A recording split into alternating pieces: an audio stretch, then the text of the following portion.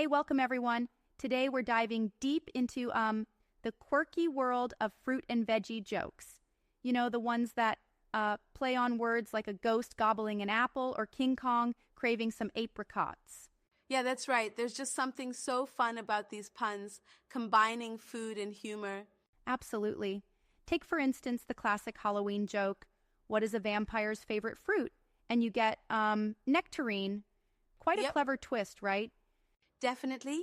And then there's the ghost one. How does a ghost eat an apple? With the punchline, by goblin it. I mean, it's puntastic, no doubt. Right? And we even see ghosts making a comeback with their favorite fruit turned into, blueberries. It's like the humor just floats, you know, between the spooky and the Exactly. sweet. It really shows off the creative spin on language, especially when classic fruits like apples get a twist. Like the joke, when is an apple a grouch? And it turns into a crab apple. Clever, isn't it? Oh, totally. And speaking of apples, there's also that joke about an apple that plays the trumpet. A tutti frutti. It's silly, but it just gets under your skin in the best possible way. Right on.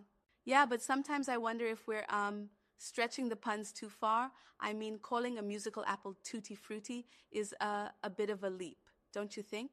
I get what you're saying, but it's all, a playful exaggeration.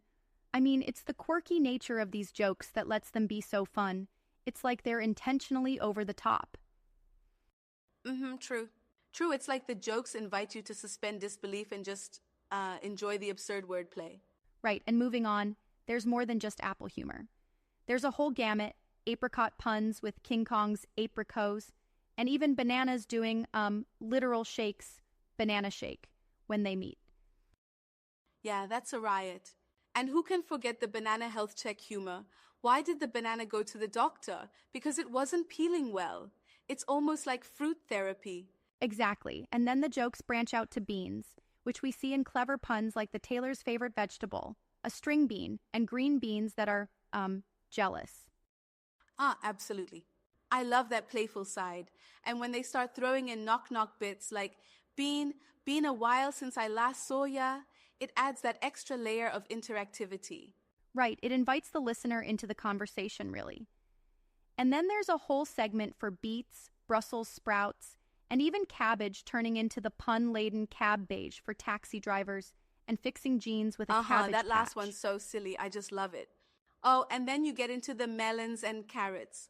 For instance, the mama melon tells the boyfriend, you cantaloupe, which is just a fun play on words, and carrots having a conversation about the temperature, like, is it orange in here? Followed by, hang on a minute while I root around for the answer. Yeah, it's like each fruit or veggie gets its own personality and little story. Even the cauliflower gets a poke. It's called a flower that shouldn't be in a vase. Exactly. And don't even get me started on the cucumber cover-up. Where do cucumbers go for a date? The salad bar. It's, both ridiculous and endearing. Totally. It's like the jokes mix everyday items with hijinks. I mean, the grape jokes completely change when you realize just sitting on one might end up giving you, a little wine. Yeah, that's clever. True enough. And speaking of clever, there's the onion joke. What do you get when you cross a potato with an onion? A potato with watery eyes. It's a perfect setup, reminding you why onions make you cry. Yep. And then there's one for the orange, too. Why did the man at the orange juice factory lose his job? Because he couldn't concentrate. It's a classic, which shows that even ordinary fruits can have extraordinary Absolutely. puns. And the pun parade goes on with peaches, pears, and peas. Oh, peas on earth puns that bring a bit of peace of mind to veggie enthusiasts. Right. And it's so creative. Like with peas, not only do you get the pun peace on earth, but then you see it extended with, what do you get when two peas fight? Black-eyed peas. It's like culinary wordplay at its finest. Exactly, it's just brilliant. Then there's pineapple, plum, pumpkin, and radishes that add to the colorful humor. I mean, how do you fix a cracked pumpkin with a pumpkin patch? There's a lot of charm and whimsy in those lines. Absolutely, and the radish jokes are a fun nod to being so well read, or even a radish as in the coolest veg. And let's not forget the playful nods in the spinach puns. Spinac for dancers and spinouch when things get a bit uncomfortable. Indeed, every single joke seems to be crafted with a mix of clever wordplay and a genuine love for food. Like the tomato jokes, why did the tomato go out with a prune? Because he couldn't find a date. And oh, ketchup as a dad joke while on a family stroll. Yeah, that's classic dad humor right there. For sure. It's amazing how these jokes can transform everyday produce into a canvas for humor, a true testament to language creativity. Exactly.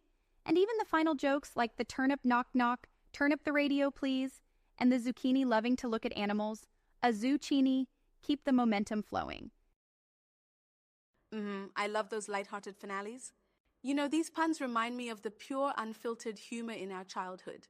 They're simple yet smart in how they twist meaning.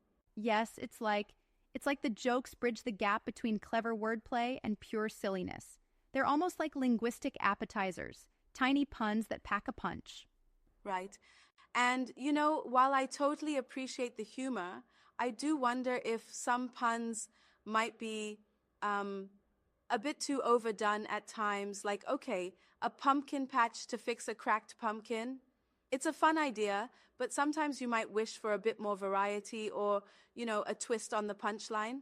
I get that, and that's a fair critique. But I think in this context, it's all part of the charm. A playful exaggeration where the fun is in the predictability, too. It makes you smile every time, even if you're expecting it. True enough, I can see that. Also, the intermingling of puns and knock-knock jokes creates a sort of rhythm that keeps the audience engaged. It's not just about the punchline. It's about the journey through each pun. That's right. And what's really neat is that many of these jokes have become part of the broader culture of humor, passed on through generations, from a classic textbook to websites and beyond.